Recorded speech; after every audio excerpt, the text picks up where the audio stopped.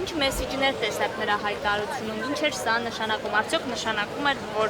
մենք գրոհելու ենք եւ վերցնել ենք, եթե չհանձնում են ամսնապները։ Ուղղակի պետք է ասեմ, որ նա չի պատկերացնում ազգային ազատագրական պայքարի էությունը եւ դա իր համար հասանելի չէ։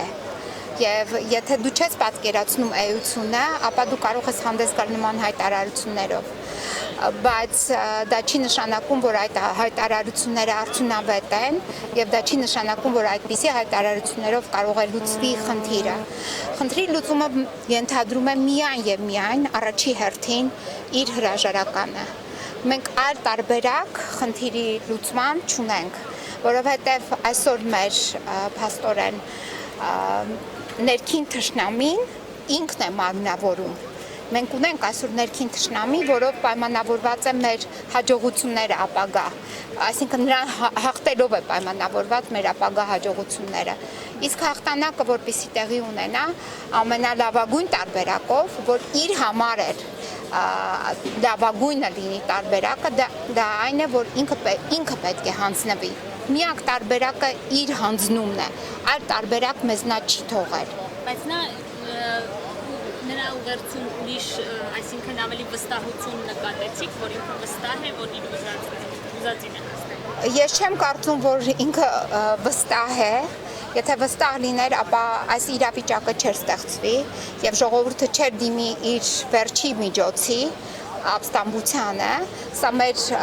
սահմանադրական իրավունքն է եւ այն իրավունքն է, որը յուրաքանչյուր մարդ, անձ, ժողովուրդ կարող է օգտագործել ծայրահեղ որպես վերջին միջոց եւ փաստորեն իր պաշտոնավարման ժամանակահատվածում մենք հանգեցինք դրան, որ պետք է օգտագործենք մեր վերջին միջոցը։ Սա է ամբողջ խնդիրը եւ այստեղ կա միակ տարբերակն է, միակ լուծումը այն է, որ ինքը պետք է հանձնվի։ Ինքը եթե հանձնվի, ապա ավելի արդյունավետ եւ անարյուն կլինի ամեն ինչ որ մենք հասել ենք այդպիսի գործընթացների մեջ ենք մտել։ Այսինքն դուք կարծում եք, որ ապստամբները չեն ընդունի իր ասածները այսօրվա, նա Քոչարյանում վայր։ Գիտեք, այստեղ պայմանական է, որ մենք ունենք ապստամբներ այս բարիկադների այն կողմում։ Սա ապստամբություն է հայ ժողովրդի, ապստամբություն է հանուն մեր ազատությունների, հանուն երջանկության ձգտելու եւ հանուն նաեւ մեր հայրենիքի, որովհետև մեր հայրենիքի տարածքների խնդիրն է այսօր նաև դրված եւ հենց այնպես չէ, որ իր փաստորեն հոգեվոր հայրը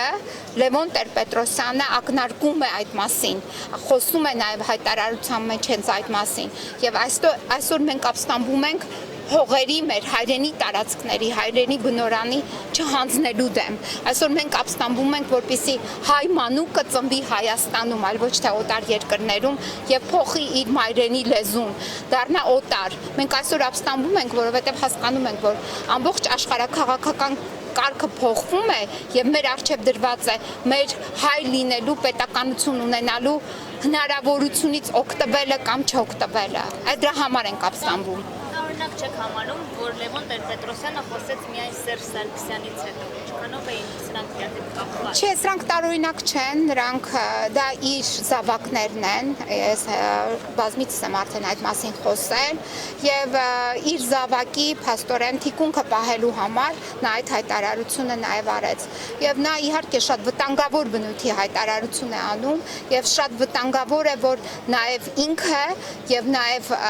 փաստորեն փորձում է սպասարկել Լևոն Տեր-Պետրոսյանը փորձում է սպասարկել Սերժ Սարգսյանին։ Սա շատ բացի նրանց, որ վտանգավոր է, բայց գիտեք, մեռելները ճիշտ է, վատ է, որ դեռ թաղված չեն, ինչպես Լենինը, բոլշևիկ, ինչպես այս վերջի բոլշևիկը, որը կենդանի է, բայց նաև մեռելը, որ թաղված չի լինում, դա լավ չէ, եւ պետք է մենք թաղենք այդ մեռելներին։ Եվ վերջին հարցը Տիկին Պաստանջյան, ինչ սպասել իշխանությունից այսօրվա հայտարարություններից հետո։ Գիտեք, ես կարող եմ ասել, որ Հայաստանում իշխանություն չի գործում։ Եթե իշխանություն գործեր, ապա ապրիլյան պատերազմի առաջի օրը մենք ունենայինք համապատասխան պաշտպանություն իրականացնելու հնարավորություն։ որը տեղի չունեցավ եւ մեր երիտասարդ կյանքերի գնով անգին մենք փաստորեն մի օր պահեցինք սահմանը, երիտասարդները պահեցին եւ կանխեցին աղետը, բայց այդ հայտարարություններից հետո այստեղ իրավիճակը փոխվի։ գիտեք, իրավիճակը փոխվելու է, վերջ ի վերջո այստեղ գտնվող երիտասարդ մեր ոստիկանները, իրենք ճիշտ է համազգեստի ներքո են, բայց իրենց հոգին համազգեստի եւ Սերժ Սարգսյանի հրամանի ներքո չէ։ Իրենց հոգին մեր հետ է, իրենց հոգին հայ ժողովրդի հոգին է եւ իրենց հոգին ապստամբ հոգի է։ Մենք մեր երիտասարդներից մեկը, որ այսօր բարիկադների այն կողմում է, խմբի մեջ է, ասեց մենք մեր բաժին կարսը առանց կրակելու չենք հանձնելու։ Սա շատ կարևոր խոսքեր են, երբ ասում է այս մասին երիտասարդը։ Մենք իրավունք չունենք այլևս մեր բաժինը